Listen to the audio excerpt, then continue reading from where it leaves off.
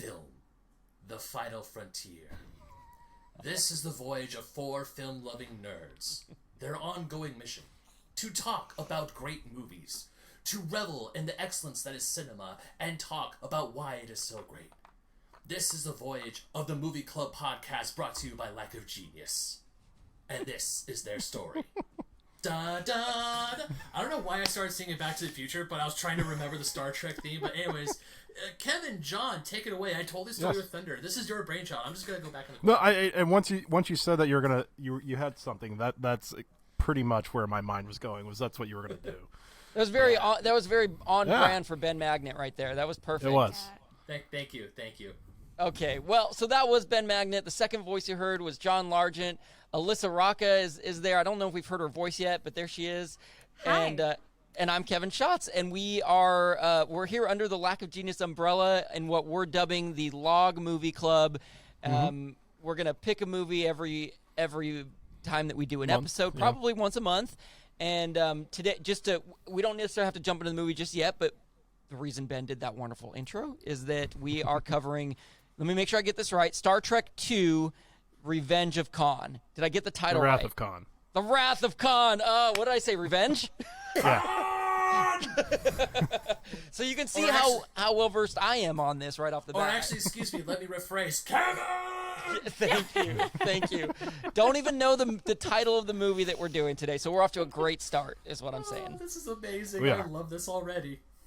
So this is a brand new project for the 4 of us. John and I have been doing Lack of Genius for a little over a year now, and Alyssa and Ben have both been guests of ours, and we've been wanting to just collaborate more, and so that's what we're doing. And I know I'm kind of taking the ball and running right now, but I thought before we kind of get into the Wrath of Kahn, that we sort of explain who we are in terms of our relations to movies. I mean, you could say who you are in life as well, but I thought maybe we go one at a time and say, hey, these are the movies I'm into. This is what I like to watch about movies. Just kind of a free-for-all in that sense. So I don't know. I was thinking, John, since you kind of came up with this idea, do you want to get us rolling in that? Yeah, I mean, when it comes to movies, I've seen a lot of them. I mean, the first one I can remember seeing in theater vividly is Jurassic Park. Oh. So, I mean, that was when I was 6 or 7. So, I was big into dinosaurs. My mom was like, hey, it's a dinosaur movie. Let's go. Yeah. Probably shouldn't have gone that young, but oh well. And you've had nightmares about dinosaurs ever since. Nightmares ever since. The one movie that actually has scared me, and I don't know if it's tied into it, but Arachnophobia. I've seen the first 10 minutes of that movie, and that's it. And I will not watch the rest. And you do have a fear of spiders. I know this from. Yes. Does it stem from that, or do you think? I think it didn't help that. Got it. So, but yeah, I enjoy pretty much any movie. I'm not a huge fan of horror just because of, it makes my brain go crazy and. Sure. But yeah, no. Okay, so that's a good start. Yeah. Did you call on me or? I did call on you. Okay. All right. Then we'll do the popcorn style. Let me think. I didn't really prepare for this. I'm not a movie buff by any means. I'm not the type of guy that can quote movies. I love movies, of course. I think you'd be hard pressed to find someone who says I don't like movies. So it's not a crazy thing for me to say I like movies. I do enjoy watching movies. I am the kind of person that watches movies these days in multiple sittings. I rarely sit down and just watch a movie and finish it, and that maybe says more about me and my neuroticism and my inability to sit still. But that's how I did this movie, by the way, just telling you right now.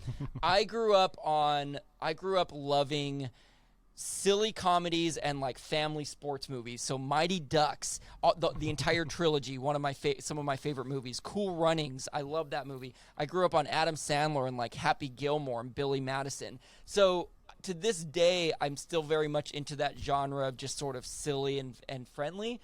But I've definitely gotten into really admiring cinema, and I'm not the kind of guy that can maybe put it into super genius words.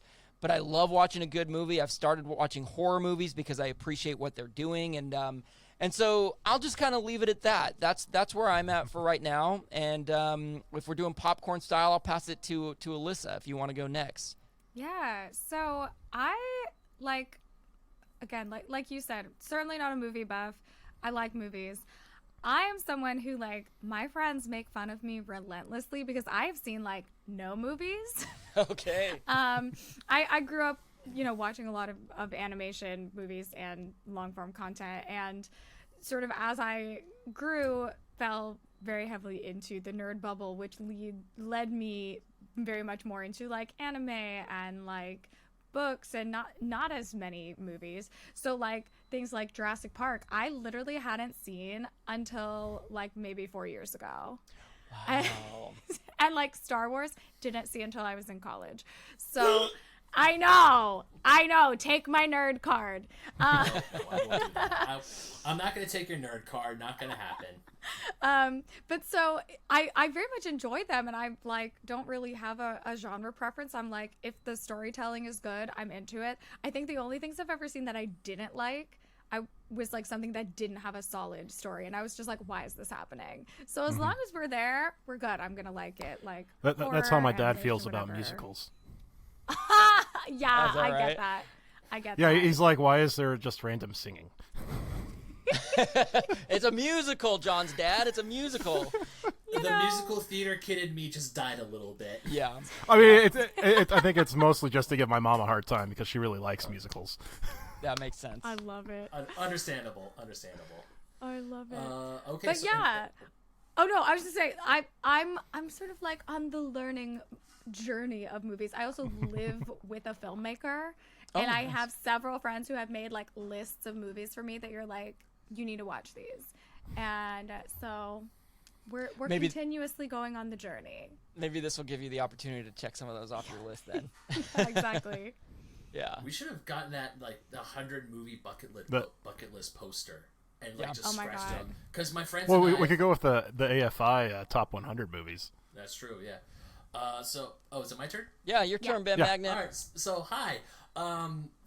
I guess if you guys were trying to draft me for a movie trivia contest, I would be a really good second round draft pick.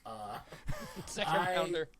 Yeah, I would say I have definitely grown up with a lot of different films and a lot of different genres, and ever since I went to Cal State Northridge, where I met my co-host Brandon from the Fake Nerd Podcast, he has also introduced me to a lot of different types of films, and because of the Fake Nerd Podcast, I have seen a lot of different films, but there are still a few films that here and there that I will say I have never seen, I only know by osmosis, that my friends and also fellow film buffs give a slack-jawed look to and give me the how dare you look. Like, for the longest time, I never seen Ghostbusters until one day Brandon sat me down and forced me to watch it. I still haven't seen Ghostbusters. Oh! That is surprising on multiple like Ben. First of all, I would have thought Ben that's like a movie that you Right. watched a million times growing up. And Alyssa, I'm sure based on your introduction, this is something you've heard before. But like that is a movie that would be way in your wheelhouse that I think you'd enjoy. So, yeah, someday. Yeah. Like even like classic films like The Godfather, Citizen Kane. Oh, yeah. I've never seen those movies. Scarface. I was gonna say Citizen Kane. I think I actually watched in a class in high school. I did too. College for me. That's the only reason. Even when I was in college, one of my film classes straight up said you need to have seen Citizen Kane because we're going to talk about it. I've never seen it, and I still got a passing grade in that class. So Oh, Ben. Yeah. I mean, but there are still a bunch. But when we talk about film as a whole, there are so many. Like growing up, obviously, I love Disney films, Disney animation. The Lion King is my favorite Disney animated film of all time. Goofy Movie being a very hard second. Goofy movie. Also, Love thank it. God Robin Goofy Hood. Movie. Yeah, also thank God Goofy Movie's getting a bit of revival because that is an underrated film and it's a It is. classic. A classic, I'd say. Yes, a bunch of Disney films, a bunch of Don Bluth films. Like I loved Thumbelina as a kid. But I didn't really get into anime until I was in like middle school, high school. But even growing up, I was introduced to. I wasn't a big horror fan as a kid because when I was growing up, a lot of the horror films were I guess, gore porn. It was just a bunch of blood, guts, and They violence were. that I wasn't. Yeah. But thanks to FNP, Fake Nerd Podcast, I started loving films like Halloween. I love the original Halloween and the 2018 version. I'm starting to like Alien. Alien is so good. It's like so. But yeah, a bunch of sci-fi films, Star Wars, of course, Lord of the Rings, of course, comic book films, obviously. And even like a bunch of outliers, like my favorite Tarantino, like I love directors too, like Quentin Tarantino, he's one of my absolute favorite directors. Yeah. Kill Bill Volume 1 is the film that made me fall in love with him. I was able to quote Pulp Fiction word for word, almost scene by scene for the longest time in high school. Wow. A lot of Ezekiel 25:17 being repeated over and over again. And it's just, I am a very odd, I wouldn't say oddball, but I am very weird because my brain can hold in quotes. I can hold in. My mom would say I am a sponge of information, and also since I grew up also being trained as an actor, I would watch film scenes and I'd be able to quote them scene like once or twice. Like the Joker's monologue, the "How do I got these scars?" His first one. I had that sucker memorized the first time I saw the movie in 2008. Wow. The entire. I only need to watch it once, and I had it memorized verbatim with the accents and inflections and everything. Every time I would see my dad after that movie, we saw that movie together, and I just go look and go, "Why so serious?" My dad would be like, "Stop! It scares me." Yeah, that is terrifying. Don't do that here ever again. That was creepy. Yeah, and, of course, like I talked about musicals. My musical film knowledge isn't the best, but there's of course classic musical films like The Producers is one of my favorites. I watch that all the time. The Nathan Lane and Matthew Broderick version, absolutely love that film.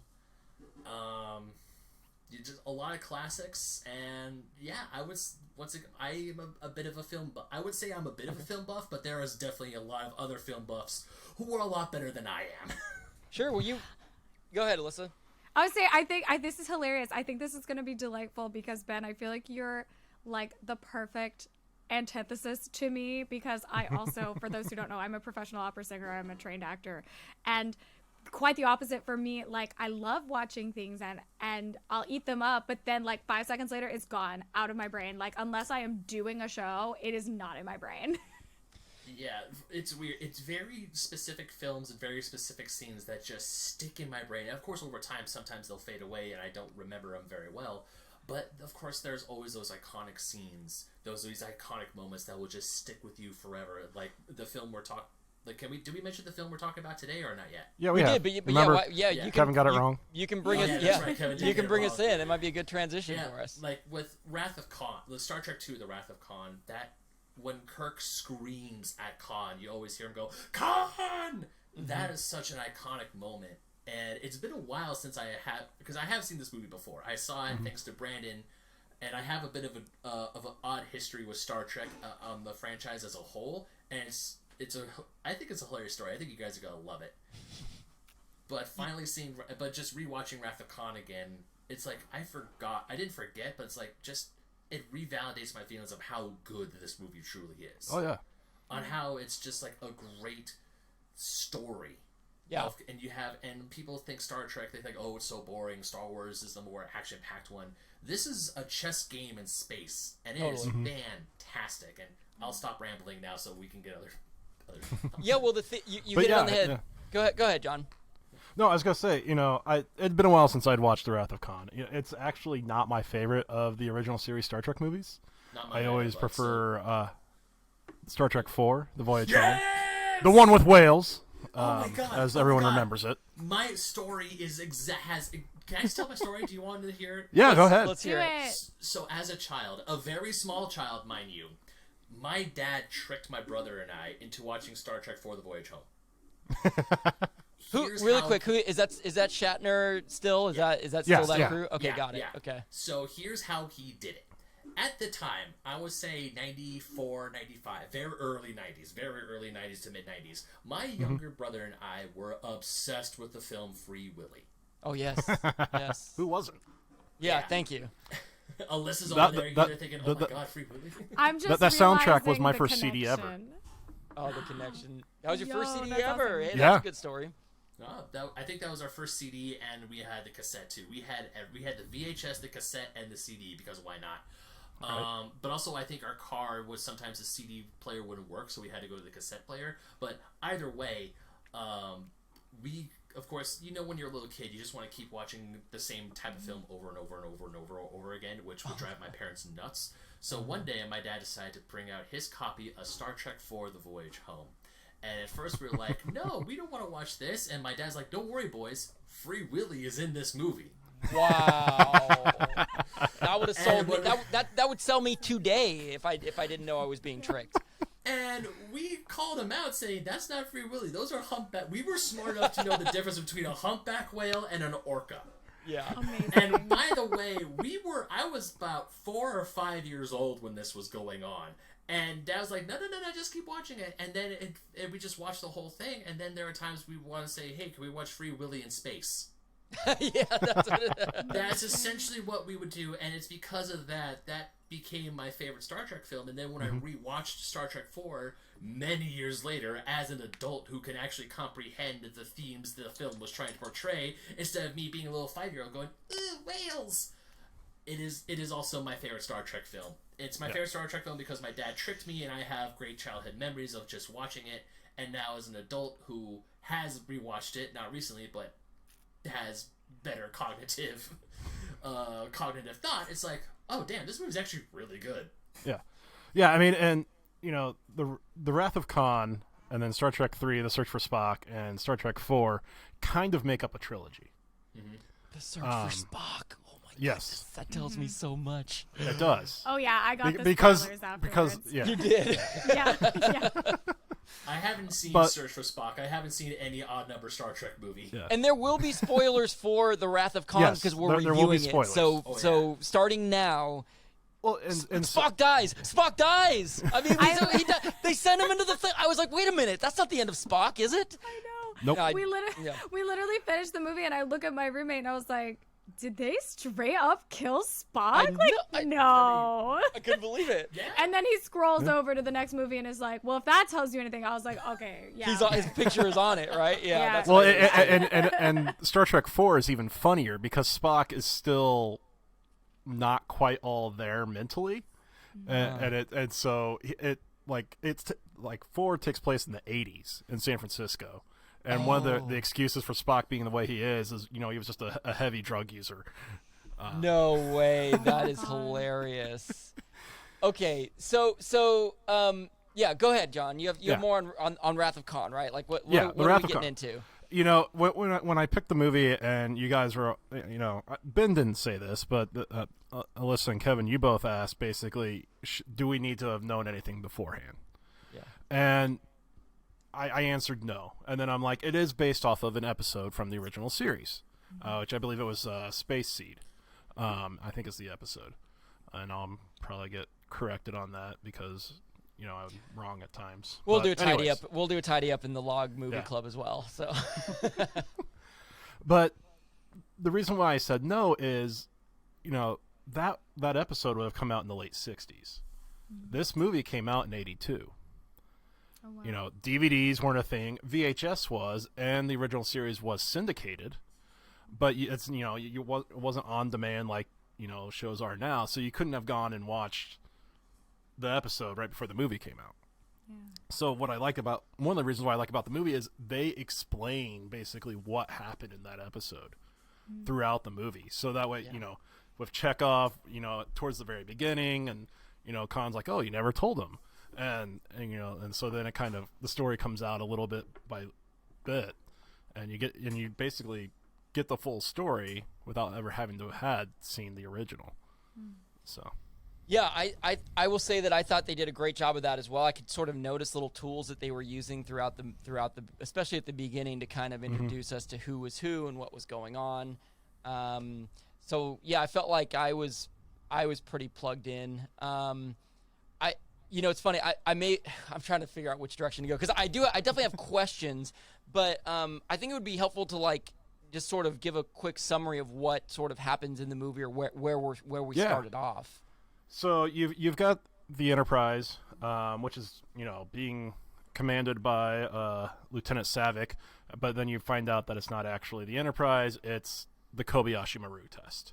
Yeah, Kirstie Alley, by the way, is which Savick. is Kirstie Alley, yeah. And that's actually I forgot about that. Introducing. yes, Kirstie it's introducing Alley. Kirstie Alley. That's what it says in the credits. Yep. Her first major role. Was in Yeah. Star Trek too. And actually, Star Trek 6 was Kim Cattrall. No, that's right. And played the same character, correct? Just a different actress, or No, I think it was a different actress. Or no, a different character. Okay, it was a different character altogether. Okay. Yeah, I think so, if memory serves. But, yeah, so, you know, they start off with the Kobayashi Maru test, which is basically a no-win scenario that, as you watch the movie, you find out that there has been one person that has beaten the no-win scenario, and that was Kirk, by cheating. But he just altered the, what did he say? He altered The parameters. rules, the parameters, yeah, of the test. And so I think, unless I'm mistaken, that's the first time the Kobayashi Maru is introduced in Star Trek as a whole. And that actually gets mentioned a lot through the rest of the shows and movies and books. Star Trek 09 was my first experience with the Kobayashi Maru. I didn't know it had more of a life than outside of this. I assumed it was just within the context of this movie. And it's used as a teaching of a no-win scenario. You know, there are times, I actually quoted Picard to my son the other day at Cub Scouts because he lost a rain gutter regatta race, and I was like, you could do everything perfect and still lose, and that's just life. And so that's kind of what the Kobayashi Maru is there to, see how people will handle that. As Kirk says, how you handle death is just as important as how you handle life. And Yep. so, and that right there at the beginning of the movie kind of sets up, if you think about it, that's some foreshadowing of the end of the movie. Yeah. So, but then Chekhov, the Russian guy, the weapons officer, he is on another ship, and they're doing some scientific work, and they check out this planet that they're looking for a barren, no life whatsoever, completely misunderstanding which planet it is, and run into an old nemesis of theirs named Kahn, who is all about revenge. And if you looked at the bookshelf in the pod, you may have seen some books, one of them being Moby Dick. Oh yeah. And if you know Moby Dick, you know that Kahn quotes Moby Dick quite a few times. Oh really? I did Yeah, not. I never learned how to read, so I never had a chance to read Moby Dick. But his basically Kahn's last line of the movie is, "From hell's heart I stab at thee." I noticed they were in quotes because I watched it with subtitles on. Yeah. I was like, oh, he's quoting something. I didn't know Yeah, what that was. that's I thought he was quoting Shakespeare, but no, if that's from Moby Dick, that's No. actually a lot more appropriate. Yeah. I think it's from Moby Dick. It might be Tempest now that you mention it. Well, I double check because I wanted to double check before we started, Yeah. but I forgot. That was a good time. Yeah, but no, I mean I think there's other. I mean he quotes. He's talking about going after the white whale, which for Kahn is Kirk. It's Kirk. Yeah, he's Because- So it's so. Moby Dick. It was Moby Dick. Yeah. Yeah. I thought it was the captain saying that as he's trying to stab Moby Dick with a harpoon. Although I've never read the book, I just know a decent amount about it, evidently. But you bring up a But good yeah, point that was his great. What was it? Great white whale. What is it? Yep. Yeah. That is Kirk for him, and that was very Yeah. clear from very early on, and then continuing throughout the movie that Kahn Yeah. is He's obsessed. narrow vision, tunnel vision on Kirk. Oh, yeah. Nothing else matters. Yeah, So I mean, Kahn's crew, is trying to convince him, to steer away from it and everything, and he just can't bring himself to it. So, and then, it's, and like Ben said, it is just a chess match. And Spock even kind of alludes to that by saying he's thinking two-dimensionally, you need to think three-dimensionally. I love that. Yeah. And so, and that stems from, Kahn being from the 1990s. Oh yeah, so yeah. Explain that because that was Yeah, explained in a so- previous episode. So in the Star Trek franchise, and this started in the 60s, and so this is something that could have potentially have happened, from the mindset of the 60s, is eugenics, which was a thing. Nazi Germany was dealing with eugenics. That was part of their thing. And Kahn, he was basically made to be this super smart, super strong uber human.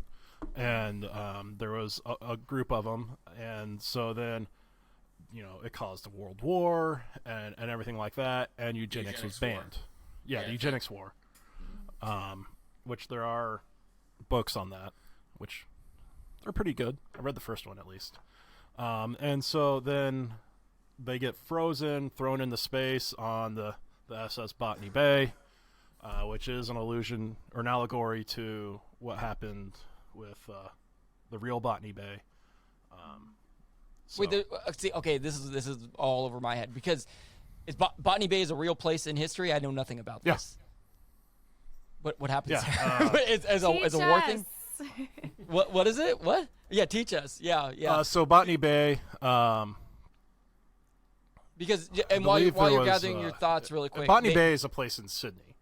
Okay. And I believe that was where Australia was where the English would throw all their the penal colony people and stuff like that. And Botany Bay was kind of where they landed, from my understanding. They were exiled to Botany Bay. They were exiled on the SS Botany Bay. The theme is exile. Got it. Yeah, because they were very deliberate when they showed the ship that they were on Botany Bay, and I was like, "What is the significance here?" And then they start Chekhov and the guy that he's with, the captain, start to panic, and then Kahn shows up and eats them or whatever. He doesn't eat them, but he puts a worm in their ear or whatever. He earbugs them. Yeah. He looks imposing as all hell. That's for sure. Oh yeah. Well, Kahn? and that was him. There was no prosthetic chest or anything. By the way, John, I sent you that a was text. Ricardo Montalban. Oh yeah. I sent John a text as soon as he came on screen, and I was like, I forget the exact wording, but I said, "Damn, John, Kahn has some nice cleavage. Look at this guy." I was like, "Dude, he's got a great rack going on there, man." Yeah, he looked very good. Yeah. No, and that was him. Like that was just him, straight up. No prosthetics, nothing like that. Yeah. Ricardo Montalban. Yeah. So he put some worms in their ears, right? Mm-hmm. Yep. And then he just kind of uses those to get Chekhov to do things and get the Enterprise there, which is where Kirk was. Yeah, it's like a worm that literally takes over their and makes them. I believe the wording they used was very highly suggestible or something like that. Basically mind control. It controlled them. So they became bad guys under his trance, if you will, under Kahn's trance. And so then Chekhov got the Enterprise there, which was actually just all cadets for the most part, except for higher crew that was visiting the Enterprise. Yeah. And so then that, it became the chess fight between Kirk and Kahn. Yeah. That's more or less the what's the word? The gist of it? Yeah, the gist of it. The rest of the movie is Kahn is trying to track down Kirk. Kirk is is surprised when Kahn is back, and they're going head to head. And chess match is such a good word for it. So what did you guys think of the movie as a whole? Who wants to start? Alyssa? Oh man. Is that putting a lot of pressure on you? Well, it's funny. I think this will be an interesting conversation throughout the whole of this project. Is like people ask me this just in real life, and I'm like, it was good. I liked it. Yeah. I'm like, I never have super deep thoughts about film, but also sometimes it takes me a while for it to settle, because sometimes, I mean, I watched it yesterday, but sometimes I'll finish watching a movie with someone and immediately they're like, "So what'd you think?" And I'm like, "It was a movie." Yeah, it takes a while for you to process your feelings, right? Yeah, but I think also because of my relationship with the genre, it's I don't necessarily have super deep feelings about most movies. I'm just it was great. I had a good time, which I would say it was great. I had a good time. I thought it was really well put together. I said this before we started recording, but I'm always gonna be your music girl. And literally 5 seconds into putting it on, I was like, Oh, okay. Who did this score? Gotta look like this is good stuff. Like, okay. James Horner. Yeah. Wow. Yeah. Just Yeah. I thought as a whole, it's a really, really well crafted film. It was very enjoyable. And I don't have anything deeper than that to say. Yeah, That's I mean, fine. and Yep. if you don't know who James Horner is, he's the one that did the soundtrack for Titanic, Avatar, Fievel, An American Tale. Willow. Like Willow. Like, Yeah. but He's a big but deal. Wrath of Khan is actually what made him have a name. It was like his. Oh, no way. Not, it wasn't his first movie, but it was the first one that was big. That was on the For him. interesting. No. Yeah, I last mean- night when we were No, I was just gonna. I say his scoring is stellar. Yeah. Go ahead, Ben. because I was about to say, because last night we reviewed 1988's Willow for the Fake Nerd podcast, and we were talking about James Horner and how he sometimes reuses certain themes, like the villain theme, the high horns, the because he reuses that in some of his films, and we hear it in Willow, you hear it in Wrath of Khan. Because when I was rewatching Wrath of Khan today, I heard that thing. I'm like, hey, I just heard that the other day when I was watching Willow. Look at that. Hilarious. Yeah.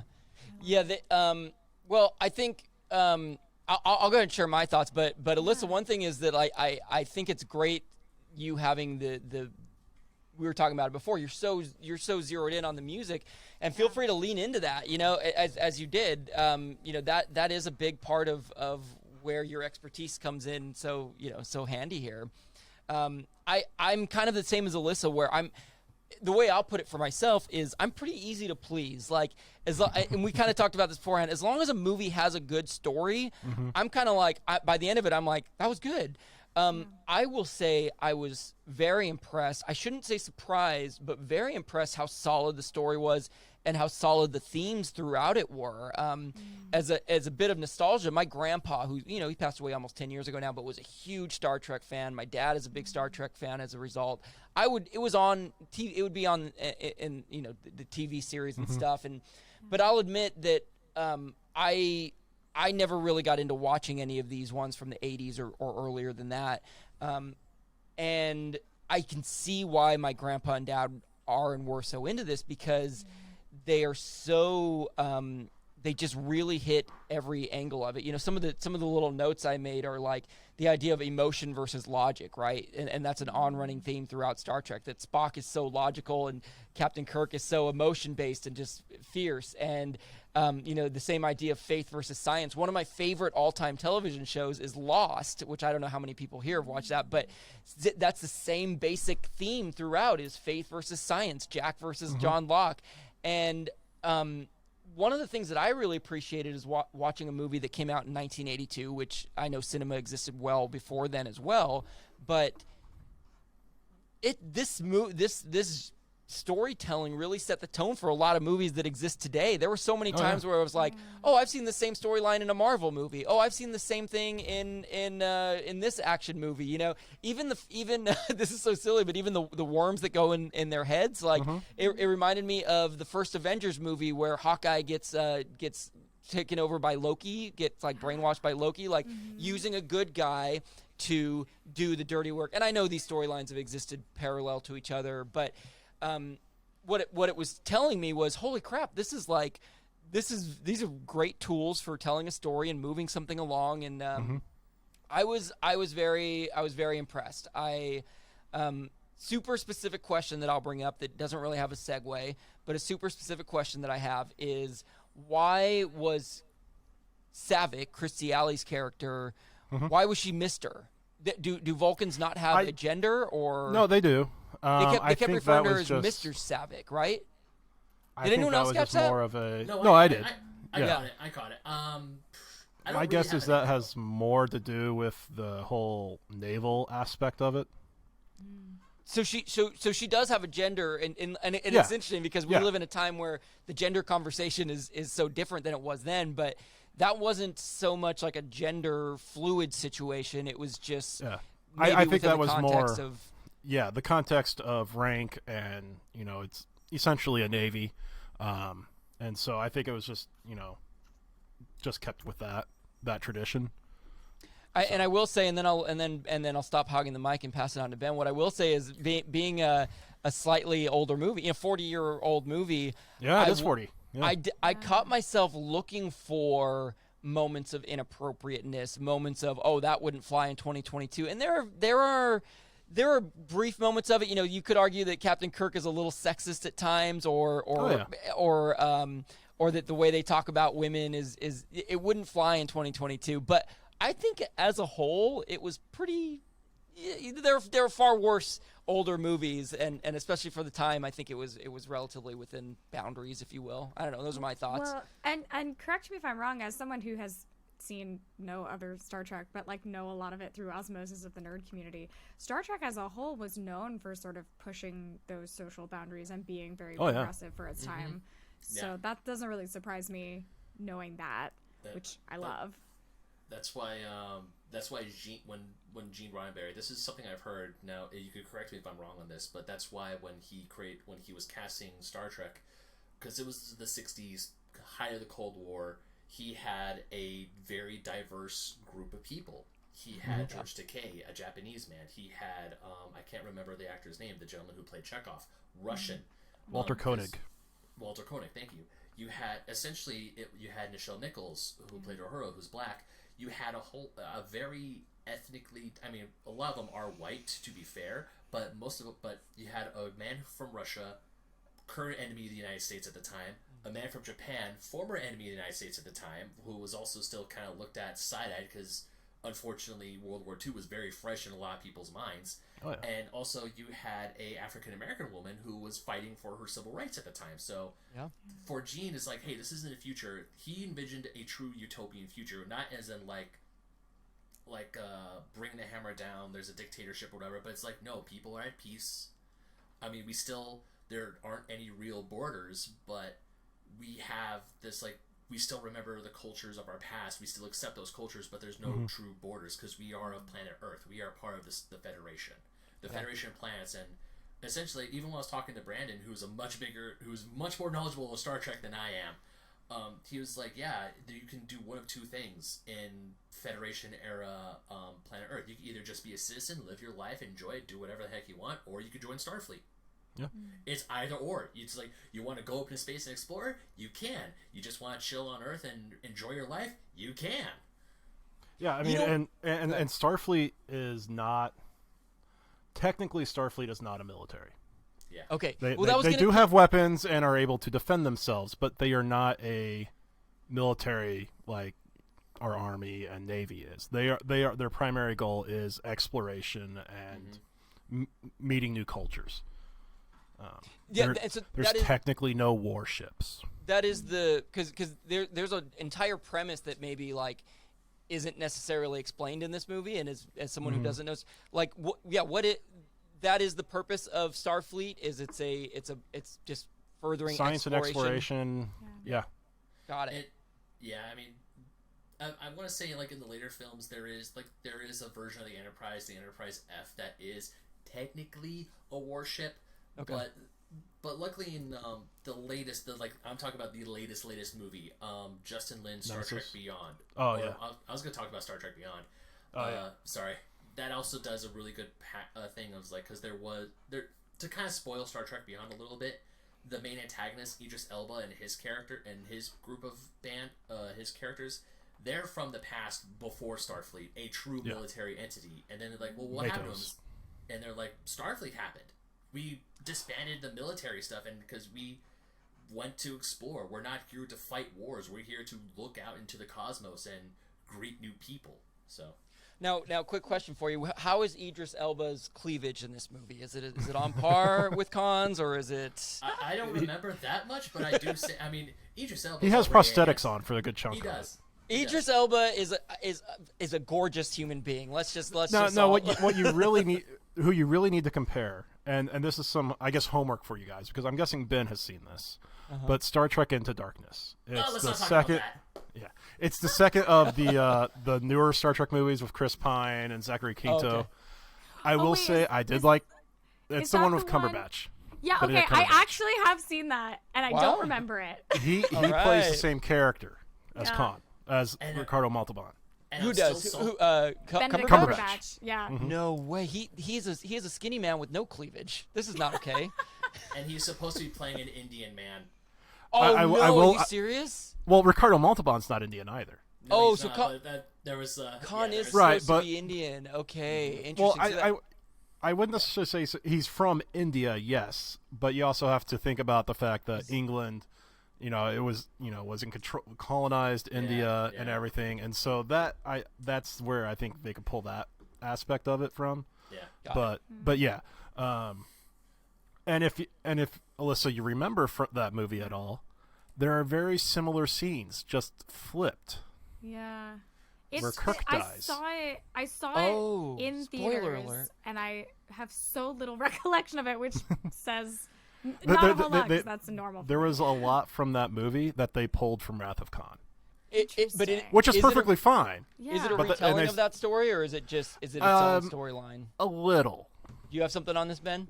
I'm still very salty about Into Darkness, because when they were talking about it, at first I mentioned, I was like, what if they redo Wrath of Khan? Because at first I thought, oh, that'd be great. Right. And Yeah. then we heard, no, we're not doing Wrath of Khan. This is a completely new thing. I'm like, yay, cool. Right before I go into the movie, Brandon notices me. He's like, hey, you know what they're doing in this movie? He's like, what are they doing?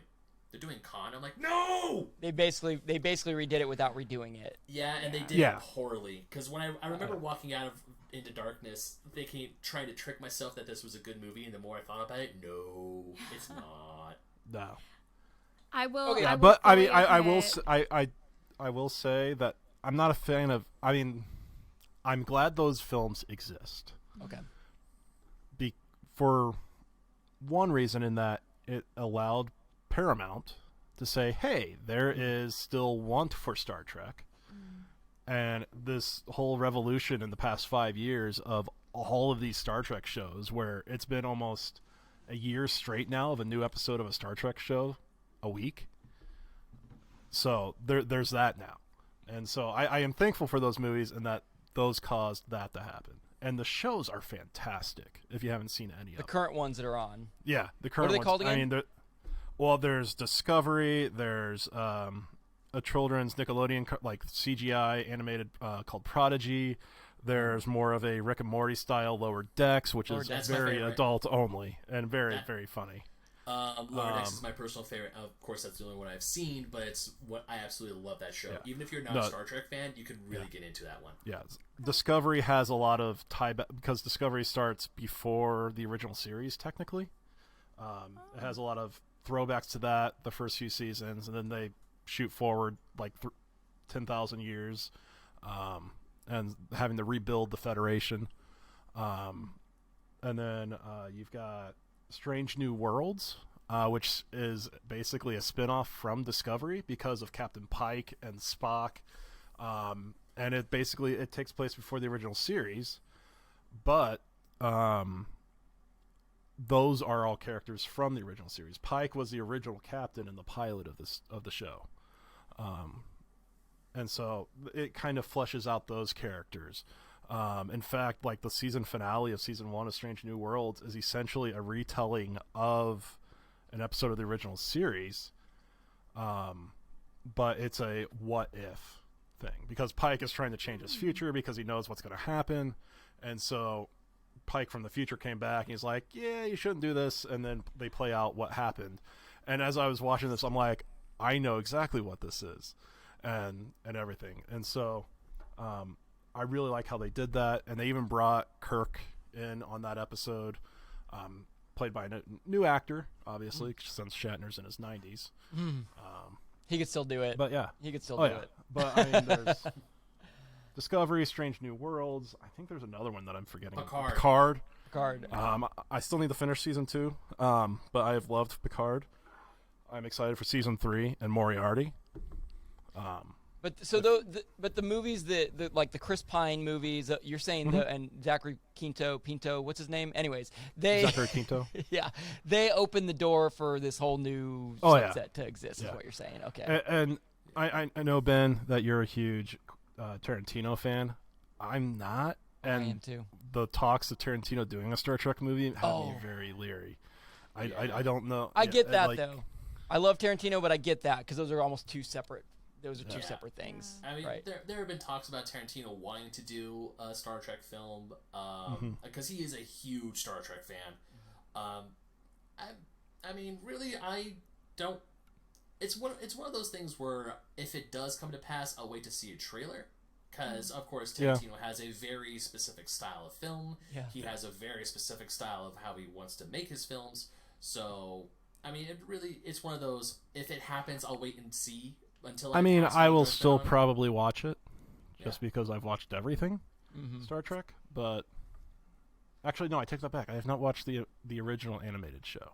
I still need to watch that. Better get on it, John. I'm going to take your Trekkie badge away.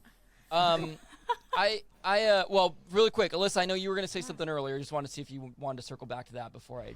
Oh, it was unimportant. All I was going to say was full disclosure. I went to see that movie because Benedict Cumberbatch. Yeah. Yes, totally. I have no shame. Like. Yeah. I don't blame you. Cumberbatch is great. He's just no Ricardo Montalban. That's all. Well, and now that I've seen it, I'm like, oh yeah, that's not like this is not equatable. Not the same like at I all. love Benny, but like, yeah. Benny's my boy. When you put him and the original and Ricardo Montalban as Kahn, Noonien, Singh, rewatching this movie, I forget how great of a villain Kahn truly is. I mean, I going into like what I took away from this movie, because I have seen this movie before, and now once again as an adult, this is definitely one of those films where, as being someone who did take film classes in college and university, and I got into debates a lot of times with fellow film snobs, I use in air quotes, who would say, oh, they would look on certain movies like Star Wars and Star Trek and and Transformers even.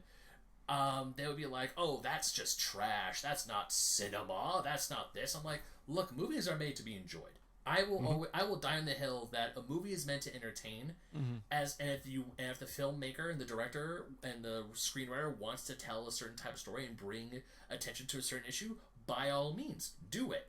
But a film has to be entertaining. And this is definitely one of those films where it is, because it's Star Trek, because it's sci-fi, there's a certain stigma around it, but because it's the Wrath of Kahn, the original Wrath of Kahn, critics back then and today is like, no, there's some really good shit in here. Excuse me, I don't know if we're allowed to swear. No, we're fine.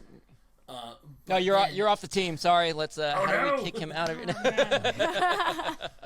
But you have Kahn's theme of revenge. You have an aging Admiral Kirk who is lost in life. He's like, what am I without being at the helm of a starship, without being the captain of the Enterprise?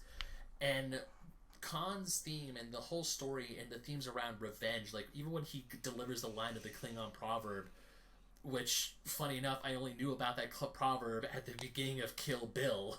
Once again, attributing to how big of a Trekkie Tarantino is, revenge is a dish best served cold. And when I told my dad about that, he looks at me, he's like, where'd you hear that? It's like, oh, it's in Kill Bill. I was like, that's from Star Trek, right? I'm like, what? That's where it was born from? It's a Klingon proverb? Yeah. That's literally where that comes from? Because just like Shakespeare is the best in its original Klingon. Yeah! I love that line! That wasn't in the movie, right? No, that was another one. That is, I mean, because revenge is a dish best served cold that's gone beyond Star Trek and Kill Bill. That exists just in culture, so that's pretty significant. It originated from Star Trek II, The Wrath of Khan. Well, at least I'm pretty sure it did. I don't know if it was said, because there are other, because in the original series there's a few episodes involving the Klingons. Right. But yeah, revenge is a dish best served cold. Classic Klingon proverb, and this whole film being an allegory, I don't know if that's the correct term, or at least a side-by-side to Moby Dick. Yeah. Because Kirk is the whale, Khan is the Ahab, and even when his first officer, I'm calling him the first officer, comes up to him and says, we have a ship, we're free, let's get the F out of here, let's go. Right. And we're getting him. And Khan is so obsessed with getting Kirk, it's like, he truly is a terrifying villain. Yeah. But the thing that will be his downfall is how badly he just wants to chase after Kirk.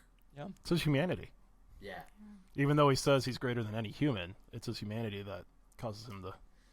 It is. It truly is. And even reflecting upon my own life, or even when I'm playing video games, there are times where it's like, I don't have to beat this level, I don't have to beat this one boss, but I want to because it made it personal.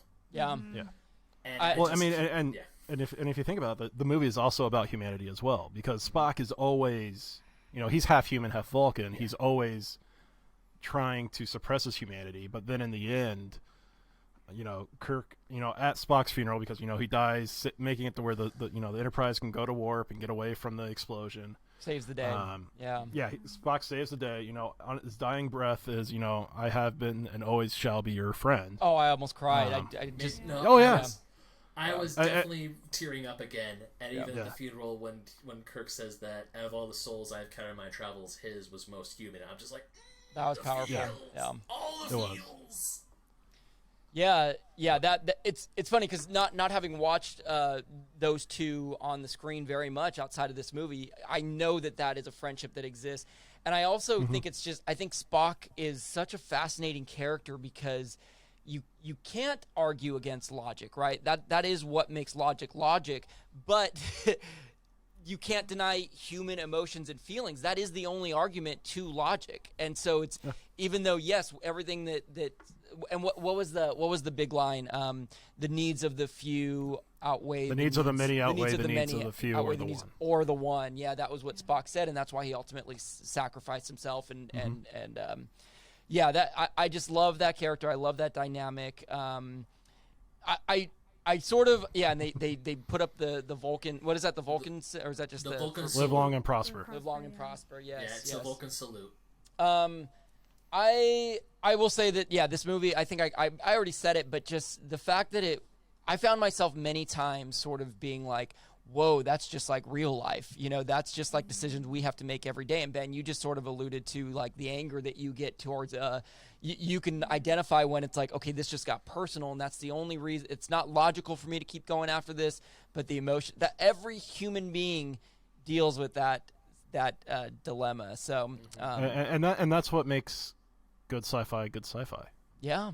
Is it forces you to examine your own life and what's going on around you. And that's part of the reason why I say Star Wars is not sci-fi. It's not because they don't do that. It's fantasy. Yeah. It's fantasy. Oh no, I mean, you're absolutely right. Star Wars is fantasy in space, where Star Trek is actual science true fiction. sci-fi. Yeah.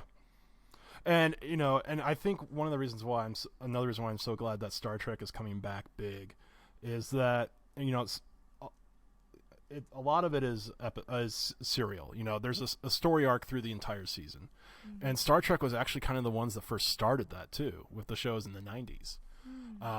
But Strange New Worlds is more episodic, so each episode is its own little. Yeah, there's the characters get expanded upon throughout the whole show, but it's more episodic.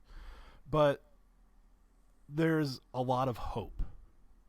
And a lot of sci-fi, and especially young adult stuff, it's all been that dystopian and view and everything. And Star Trek has always, like, yes, there have been dark things, like Deep Space Nine. It is a very dark show through a lot of it. It deals with PTSD, with military, people losing limbs and death and everything.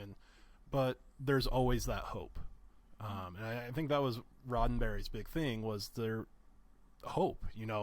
We have the ability to change the future. Let's try and make it as good as we can. So that's beautiful. So here's what I think is just to make this a digestible thing that people can watch and not get too long. I think that's a kind of a good place to stop. But I agree. I think maybe present one last question that we can sort of give the viewer something to go forward with. And if we're recommending a place to jump into the Star Trek universe, so this is a little more for John and Ben. Is this what you would suggest? And then also kind of pose to myself and Alyssa, do we feel like we are now invested where we would do more? So I guess I'll start with John and Ben. Like, is this the best jumping in point if you want to introduce someone to the Star Trek universe? This movie, Wrath of Khan. That's a very difficult.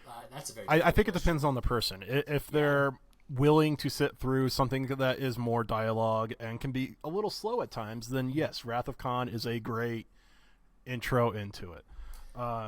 If they're not, and they, attention span is more, like to the hour-long TV episode, I'm a big fan of Deep Space Nine, but, that's a little dated now. but there's still a lot of allegories there that exist now. Which my wife and I, we rewatched it, over the last couple of years and finished it earlier this year after Charlie was born. And that's what I kind of got her into Star Trek actually with Discovery. And then I'm like, let's watch Deep Space Nine. It's my favorite series so far. Okay. And so that got her even more into it. And you see a lot of these things. Discovery, if people tend to be more liberal and understand politics and everything that's been going on, the first couple seasons of Discovery will hit home very hard. Okay. So what do you think, Ben? Oh, well, I was trying to think about, like, if I was to talk to, like, say, a Casey casual, and that's the term I use for a lot of people who are just kind of like, who are just more casual moviegoers, casual fans of things. Yeah. Not that it's a derogatory term, it's totally not. I think that's me. Yeah. Same. I would say that, because how I got really into Star Trek was thanks to Star Trek 09, because I saw the movie with my father. We absolutely loved it, and then we went home and we were talking about how my dad grew up with the series, and we started TiVoing and rewatching old episodes of the original series. And now, thankfully, I knew that there was a great disconnect, because this was a brand new 2009. CGI was great, effects were great, it was action packed. Whereas the original so many show, sun flares, so many lens flares, and whereas the original 60s show was more dialogue heavy and methodical and was like, hey, let's think about this, let's don't jump in. I would definitely say I kind of want to say, hey, I want to use Star Trek 09 as the litmus test. Be like, if they can get into it. It's like, hey, here's this bit of an action-packed movie, and do you like this? It's like, yeah, I do. It's like, cool. Now I'm going to show you an older film. It's a little older. It's not as action-packed, but it's still what regarded as one of the best Star Trek films ever made. And then take them to Wrath of Khan and use that as the second litmus test to see if they're into, like, no, I actually am a Star Trek fan now, and see if that person wants to expand into the greater universe that is Star Trek with all the different properties and shows and whatnot, or if they're like, nah, I'm just a fan of the action stuff, and which is not a bad thing. Yeah. But I would say 09 is the litmus test, and then gauge from there. Okay. All right, so Alyssa, are you a Star Trek fan now? are you digging into the collection? What did this do for you? Well, it's so funny because I am so ingrained in like the general nerd community, so I feel like there's so much about Star Trek that I've like just known from osmosis of it like being around me. So like even going to this movie, I'm like, I don't really know anything about Star Trek, but I'm like, oh, but I actually do know who all these people are. I do know who all these characters are. So it's that bizarre, like for me, I'm like, well, I guess I was like a fake fan who just like knew stuff, you know. But I think it's a fascinating universe, and I'm someone who's super open to dialogue heavy things, and honestly, I think at this point in my life, the only thing that has like prevented me from getting into it before now is just time, because I'm someone who like, I really want to go all the way back to the beginning of something and like watch it all, and doing that with something like Star Trek is just not super realistic for a working adult person. Well, just quit your job and don't do anything productive all day and just watch this.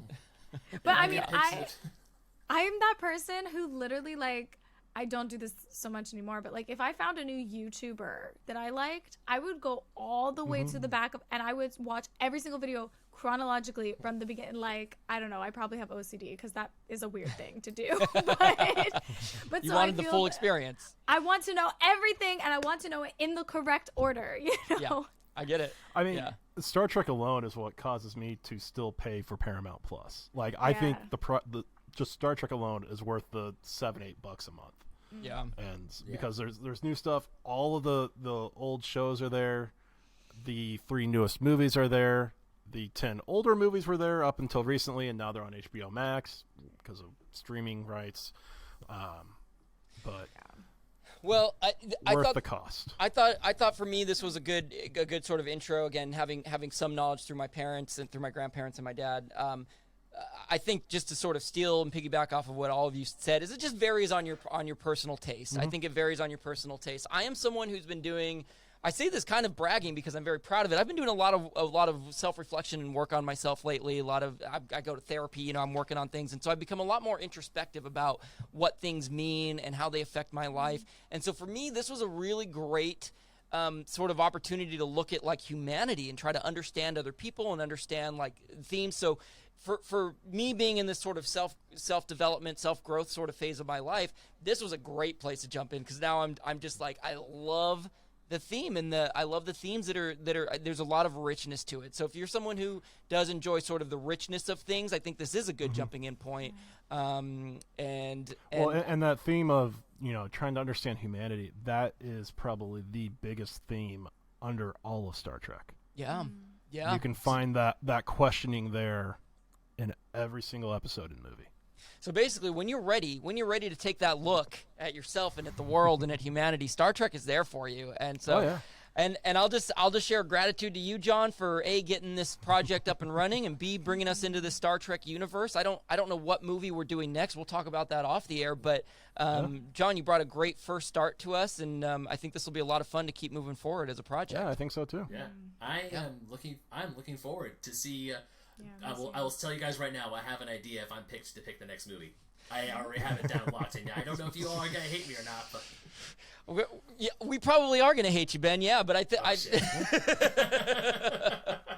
But no, this was a great film to revisit. It's been way too long since I've last seen it, and this, as I said before, this is definitely one of those sci-fi films that really gets you thinking. This truly is a beautifully made film. The special effects for the time were still they still hold up, and you still feel the tension. But one thing I do love, especially with older Star Trek stuff, is like whenever the ship gets hit, I always love how they over-exaggerate when the ship gets blown. They go, ah! Yeah. I also appreciated the sign on the simulator at the beginning that said "No smoking on the bridge." Oh, that's funny. That's funny. Yeah. That's good.